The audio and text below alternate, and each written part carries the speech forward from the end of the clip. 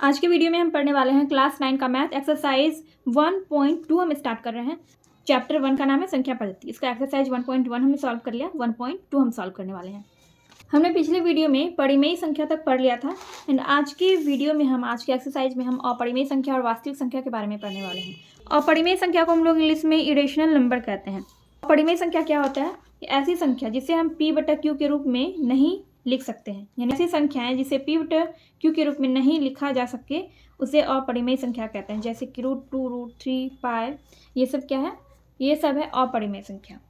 यहाँ पर अपरिमेय संख्या का डेफिनेशन भी दिया गया है।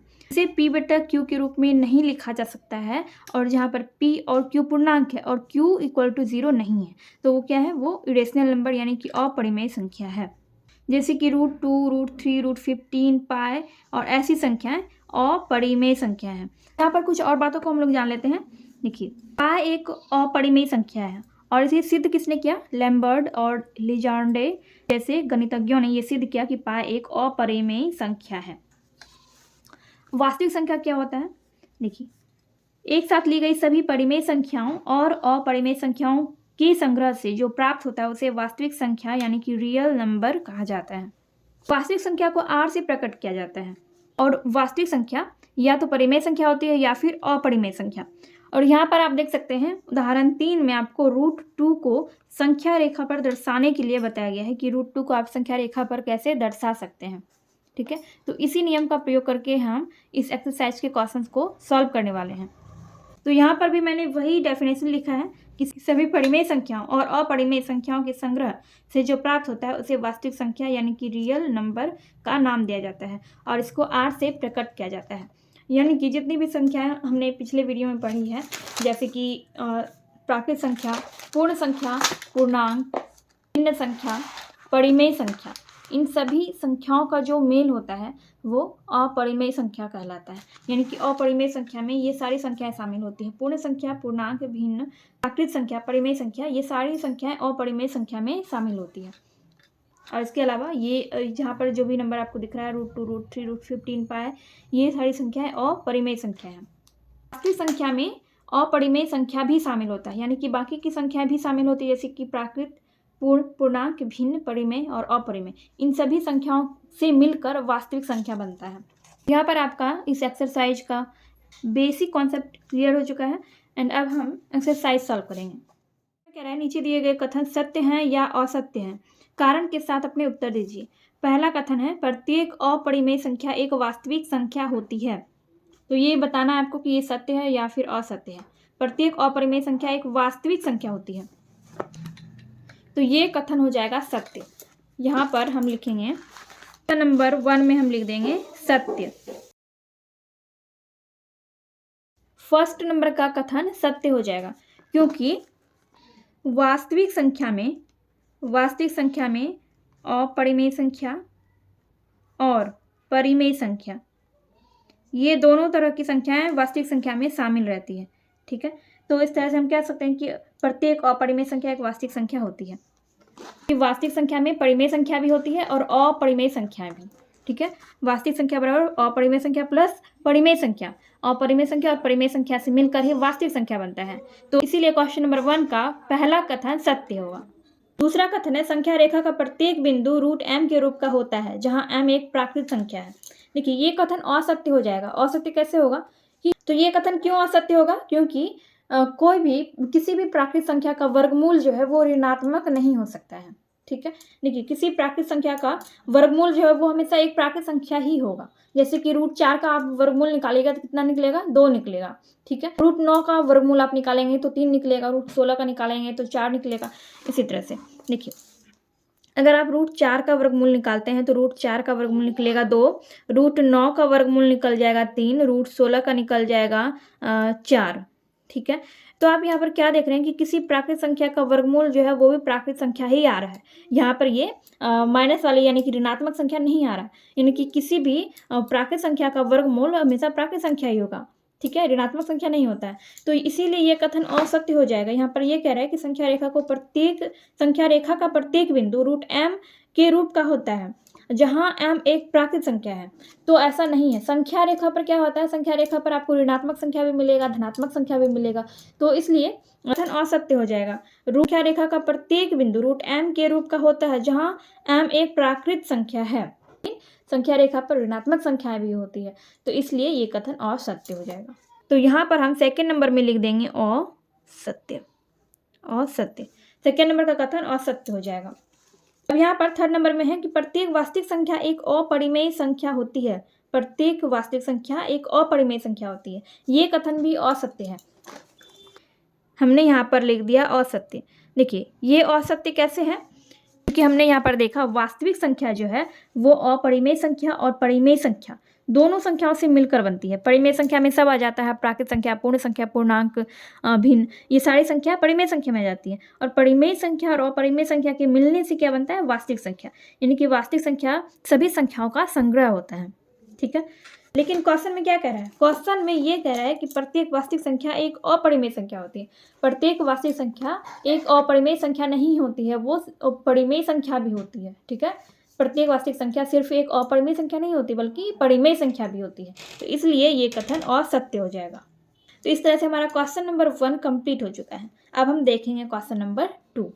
क्वेश्चन नंबर 2 में कह रहे हैं कि क्या सभी धनात्मक पूर्णांकों के वर्गमूल अपरिमेय होते हैं, यदि नहीं तो एक ऐसी संख्या के वर्गमूल का उदाहरण दीजिए जो एक परिमेय संख्या है।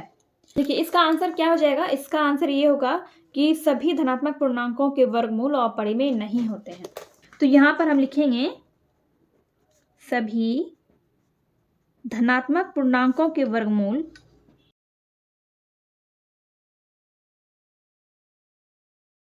अपरिमेय नहीं होते हैं।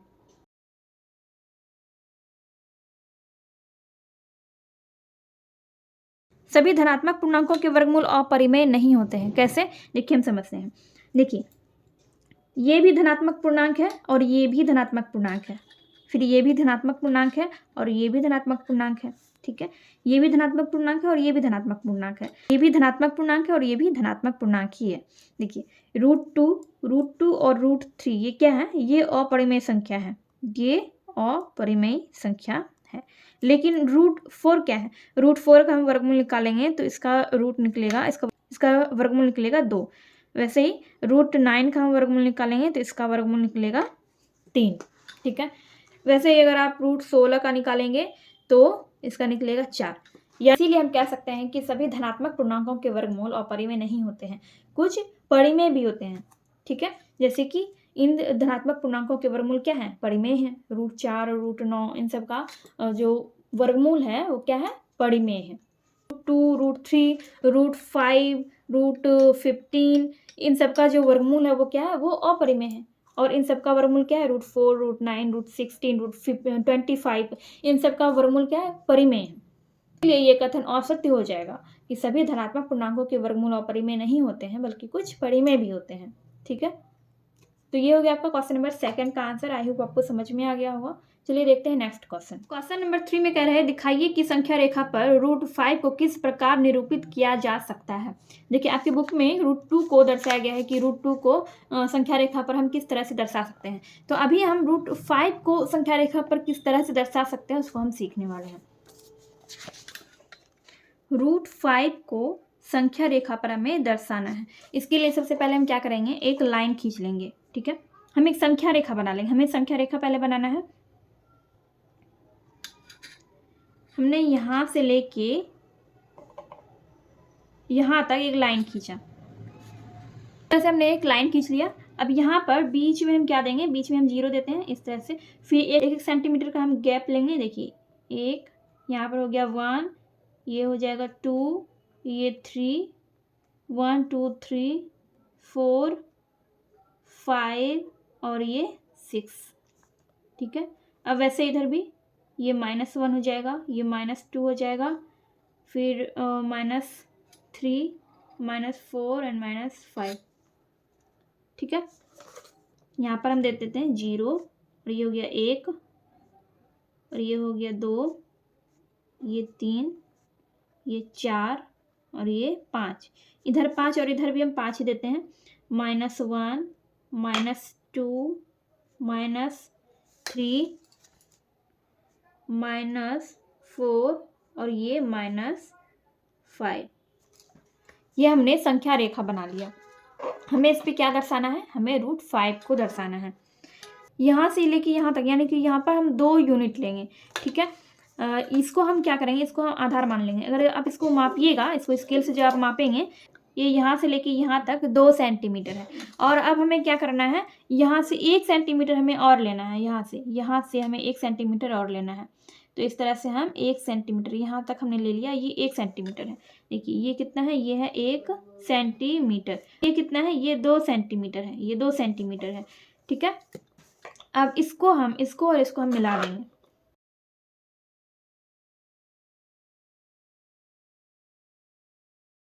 इन दोनों को हम मिला देंगे इस तरह से, ठीक है। मिला दिया। अब देखिए, तो हम कोई नाम दे देंगे। इसको हम नाम दे देते हैं P, इसको P नाम दे देते हैं, और इसको Q, ठीक है। QOP इस तरह से नाम हो गया इसका, ठीक है। आपको एक बात पता होगा, ये जो त्रिभुज होता है, त्रिभुज जो हम बनाते हैं, ये जो त्रिभुज है, इसमें इसको जो है, इसको हम बोलते हैं कर्ण, और इसको बोलते हैं आधार, और इसको बोलते हैं लंब, ठीक है। तो वैसे यहाँ पर भी ये क्या है, ये लंब है, ये आधार है, और ये कर्ण है। अब हमें इसमें क्या करना है, इसमें हमें कर्ण निकालना है। कर्ण हमें इसमें निकालना है। तो एक फॉर्मूले के जरिए हम कर्ण निकालते हैं। एक प्रमेय है, एक सूत्र है, इसका नाम है पाइथागोरस प्रमेय। पाइथागोरस प्रमेय, इस प्रमेय का नाम है पाइथागोरस प्रमेय। ये आपने पढ़ा होगा, इसको इंग्लिश में पाइथागोरस थ्योरम भी कहा जाता है। तो इस प्रमेय के अनुसार जब हम कर्ण निकालते हैं, तो कर्ण निकालने का क्या फॉर्मूला होता है, कर्ण स्क्वायर बराबर आधार का स्क्वायर प्लस लंब का स्क्वायर, ठीक है। ये सूत्र होता है। तो कर्ण यहाँ पर क्या है, देखिए कर्ण क्या है, OQ। यहाँ जो ये 0 है, इसको हमने O भी मान लिया, ठीक है। यहाँ पर हम अलग से भी देख सकते हैं, ये O और ये Q। OQ ये क्या है, ये कर्ण है, ठीक। आधार क्या है, आधार है OP, ये आधार है। और लंब क्या है, लंब है PQ। इसका स्क्वायर हम सब पे लगा देंगे। तो हमें कर्ण निकालना है। तो जब हम इसका स्क्वायर हटाएंगे, OQ, इसका हम स्क्वायर हटाएंगे, तो इसका देखिए OP प्लस PQ का स्क्वायर, और इस पे स्क्वायर हटाने के बाद इस पे रूट आ जाएगा, ठीक है। इस पे रूट आ जाता है। अब क्या करेंगे, OQ हमें मालूम नहीं है, OQ की जगह पे OQ ही रहेगा। OP हमें मालूम है, OP कितना है, OP का माप है 1 सेंटीमीटर। तो यहाँ पर हम लिखेंगे 1 सेंटीमीटर प्लस कितना है, PQ है, OP यहाँ पर 2 सेंटीमीटर दिया गया है, और PQ है आपका 1 सेंटीमीटर, ठीक है, इस तरह से। और इसका हो जाएगा ये रूट। यहाँ सेंटीमीटर लिखना जरूर नहीं है, इसको हम फिर से लिखते हैं। यहाँ पर 2 का स्क्वायर हो जाएगा और प्लस 1 का स्क्वायर, इस तरह से, ठीक है। अब देखिए इसका स्क्वायर हम करेंगे, OQ 2 दूनी 4, 2 का हम स्क्वायर करेंगे कितना होगा, 4 होगा। और फिर 1 का करेंगे तो 1 ही होगा, फिर इस पर रूट रहेगा, और ये OQ बराबर हो जाएगा √5। 4 1 5 हो गया, √5 हो गया। यानी कि यहाँ पे कितना निकल गया इसका कर्ण, √5। √5 कहाँ पे आया, यहाँ पे। लेकिन इसको हमें संख्या रेखा पर दर्शाना है, तो हम कैसे दर्शाएंगे, देखिए पैडर लेंगे, और इसका हम यहाँ से लेके यहाँ तक इसको माप लेंगे इस तरह से, ठीक है। यहाँ से लेके यहाँ तक हमने माप लिया, और हम यहाँ से एक चाप खींचेंगे इस तरह से। हम एक चाप यहाँ पर खींचेंगे इस तरह से, ठीक है। इस तरह से हमने चाप खींचा। इसको आप पेन से करेंगे तो आपको ज़्यादा अच्छी तरह से दिखेगा। यहाँ पे हमने चाप खींचा, और ये जो बिंदु है, ये जो बिंदु यहाँ पर है, इसको हम इस तरह से मिला देंगे। इसको हम क्या करेंगे, मिला देंगे इस तरह से। तो ये जो है, यहीं पर क्या आया है, यहाँ पर आएगा √5। इसी बिंदु पे इसी सीधे में क्या आएगा, √5 आएगा। तो √5 का वैल्यू कहाँ पर है, यहीं पर है। √5 को जब हम दर्शाएंगे तो संख्या रेखा पर वो यहीं पर आएगा। से आपका ये क्वेश्चन नंबर 3 था। क्वेश्चन नंबर 3 आपका कंप्लीट हो गया है। चलिए हम देखते हैं नेक्स्ट क्वेश्चन। इस एक्सरसाइज में एक क्रियाकलाप दिया गया है। यहाँ पर ये कोई क्वेश्चन नहीं है, ये आपको एग्जाम में नहीं पूछा जाएगा, ये क्रियाकलाप है, फिर भी मैं आपको बता देती हूँ। वर्गमूल सर्पिल की रचना, ये इस तरह की सर्पिल वर्गमूल की आपको रचना करनी है। कैसे करेंगे, यहाँ पर आपको कुछ उदाहरण थोड़ा सा यहाँ पर दिया गया है बताने के लिए। तो इसी तरह का हम सर्पिल वर्गमूल का रचना करने वाले हैं। चलिए हम देखते हैं इसको कॉपी पे। सर्पिल वर्गमूल का रचना करने के लिए हम क्या करेंगे, पहले यहाँ पर एक पॉइंट ले लेंगे, पॉइंट का नाम आप कुछ भी दे सकते हैं, हम यहाँ पर ओ ले रहे हैं, ओ पॉइंट हम दे रहे हैं, ठीक है। अब इसको क्या करना है, यहाँ से क्या करेंगे, हम 1 सेंटीमीटर लेंगे, 1 सेंटीमीटर यहाँ से माप के ले लेंगे। यहाँ पर हमने 2 सेंटीमीटर का एक लाइन ले लिया है, ठीक है। अब यहाँ पर हमें क्या करना है, यहाँ पर चांद की सहायता से, देखिए चांद की सहायता से ये 90 डिग्री का कोण कहाँ पे आएगा, 90 डिग्री का कोण यहाँ पे आएगा, ठीक है, इसके सीधे में। तो हमें क्या करना है, ये इसके सीधे में आएगा 90 डिग्री, तो यहाँ पर हमें यहाँ से सिर्फ 1 सेंटीमीटर लेना है, यहाँ से सिर्फ हमें 1 ही सेंटीमीटर लेना है, ठीक है। इस तरह से 1 सेंटीमीटर हमने यहाँ पर ले लिया, ठीक। अब इसको क्या करना है, इससे हम मिला देंगे, इस तरह से इसको हम मिला देंगे। तो ये हो गया आपका 1 सेंटीमीटर, ये आपका 1 सेंटीमीटर हो गया, ये हो गया आपका √2, ये हो गया आपका √2, ठीक है। चांद को इस पे रखना है, इस तरह से हमको चांद को रखना है इस पे, और यहाँ से हम देखेंगे कि 90 डिग्री का कोण कहाँ पे बन रहा है। इसको आप डिवाइडर की सहायता से भी यहाँ पे आप 90 डिग्री का कोण बना सकते हैं, लेकिन हम क्या कर रहे हैं, हम चांद की सहायता से बना रहे हैं। तो इस तरह से हम यहाँ पर देख रहे हैं 90 डिग्री का यहाँ पे आ रहा है, तो इसके सीध में हम 1 सेंटीमीटर फिर से खींच लेंगे, ठीक है। यहाँ से हम 1 सेंटीमीटर इस तरह से इसके सीध में हम खींच लेंगे, यहाँ से यहाँ तक हमने खींच लिया 1 सेंटीमीटर, और फिर इसको हम यहाँ पर इस तरह से मिला देंगे। तो ये हो गया 1, ये हम 1 ही ले रहे हैं, और ये हो गया आपका √3, ठीक है। फिर हम चांद लेंगे, इस तरह से, और यहाँ पर फिर से हम 90 डिग्री का कोण यहाँ पर बना लेंगे। यहाँ पर आ रहा है 90, तो इसके सीध में ही हम 1 सेंटीमीटर खींच लेंगे। यहाँ पर हम क्या करेंगे, 1 सेंटीमीटर, इसके सीध में हम 1 सेंटीमीटर ले लेंगे इस तरह से, ठीक है, और इसको हम फिर से इससे मिला देंगे।